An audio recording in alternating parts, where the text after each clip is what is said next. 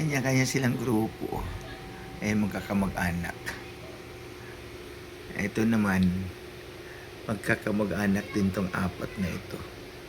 So, naghiwalay talaga sila.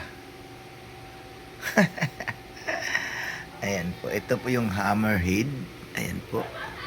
Dalawang puti at saka dalawang itim.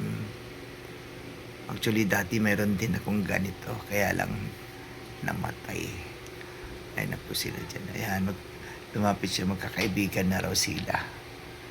Wow. Uy. Ayan. Ito po yung aquarium. Kung ngayon bagong linis at bagong isda. Ayan na po.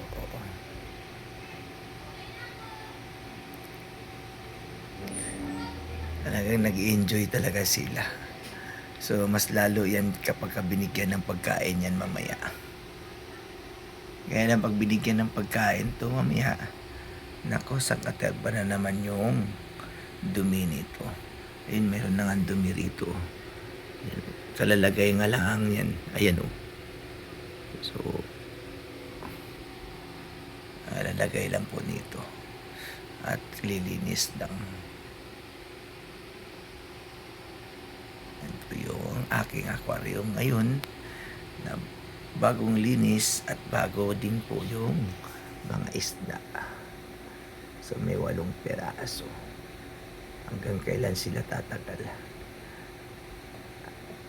Ayan po. Thank you for watching. Yay! Nag-i-enjoy na sila.